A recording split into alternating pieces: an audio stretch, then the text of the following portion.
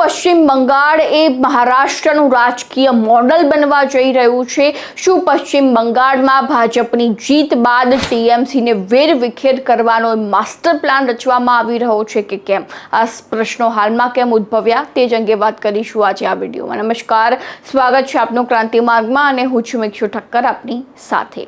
થોડા સમય પહેલા જ પશ્ચિમ બંગાળમાં વિધાનસભાની ચૂંટણી યોજાઈ. 280 સીટો ઉપર એ ચૂંટણી હતી, જેમાં આઝાદીના 75 વર્ષ બાદ ભારતીય જનતા પાર્ટીની સત્તા આવી. 207 બેઠકો સાથે ભાજપ વિજય પામ્યું હતું. તો બીજી બાજુ ટીએમસીના કુલ 80 ધારાસભ્યો જે છે તેમની જીત થઈ હતી, એટલે કે 80 બેઠકો ઉપર ટીએમસી સીમિત રહી ચૂકી હતી. ત્યારબાદ જો વાત કરવામાં આવે તો ચૂંટણી જીત્યા પછી ભારતીય જનતા પાર્ટી હવે કંઈક નવા જૂની કરવાના મૂડમાં દેખાઈ રહી છે. પશ્ચિમ બંગાળમાં જે રીતે નિર્ણયો લેવામાં આવી રહ્યા છે, રાજકીય ગરમાવો જોવા મળી રહ્યો છે અને સૌથી મોટો પ્રશ્ન એ હાલમાં છે કે જે રીતે મહારાષ્ટ્રમાં એક જ પાર્ટીમાં બે ફાંટા પાડવામાં આવ્યા હતા, એક ગ્રુપ બી ગ્રુપ, એ રીતે એકનાથ શિંદે અને અજીત પવાર વચ્ચે જે છે તે ફાંટા પાડવાની સ્થિતિ સર્જાઈ હતી. એકનાથ શિંદે અલગ પડી ચૂક્યા હતા અને બીજી બાજુ હાલમાં એકનાથ શિંદે એ મહારાષ્ટ્રના મુખ્યમંત્રી છે અને બીજી બાજુ હવે એ જ મોડલ એ પશ્ચિમ બંગાળમાં તેનો ઉપયોગ કરવામાં આવી રહ્યો હોય તે રીતની સ્થિતિ હાલમાં દેખાઈ રહી છે, જેમાં પશ્ચિમ બંગાળમાં જે 80 ધારાસભ્યો છે ટીએમસીના, એ 80 ધારાસભ્યોમાં એ ટીએમસીમાં ભાગલા પડવાની સ્થિતિ જોવા મળી રહી છે, જેમાં ઋતુબ્રત બેનર્જી જેઓ એકનાથ શિંદે નો રોલ ભજવી રહ્યા હોય તે રીતની ચર્ચાઓ હાલમાં ચાલી રહી છે કે હવે કંઈક નવા જૂની કરવાના તેઓ મૂડમાં છે.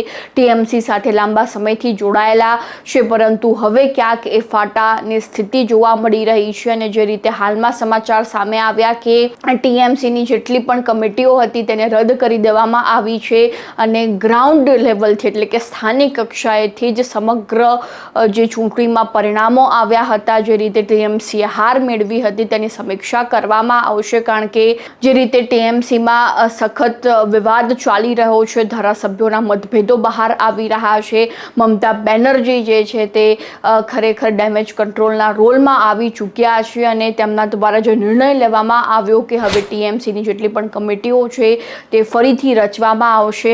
હાલ માટે તેને વેરવિખેર કરી દેવામાં આવી છે, કારણ કે મતભેદો વધી રહ્યા છે, ભાજપ સત્તામાં આવી ચૂકી છે અને આ સમગ્ર પરિસ્થિતિની વચ્ચે સૌથી મોટો પ્રશ્ન એ ઉઠી રહ્યો છે કે જ્યાં જ્યાં ભાજપ સત્તામાં આવે છે ત્યાં ત્યાં વિપક્ષને તોડવાના પ્રયત્નો કેમ થતા હોય છે? જો ખરેખર ભાજપને આટલા જ મતો મળી રહ્યા છે, આટલી મોટી વોટ બેંક છે, આટલા રાજ્યોમાં સરકાર છે, છતાં પણ તેઓ વિપક્ષને કેમ તોડી રહ્યા છે? એ વિપક્ષમાં હંમેશા ફાટા પાડવાની સ્થિતિઓ કેમ જોવા મળતી હોય છે?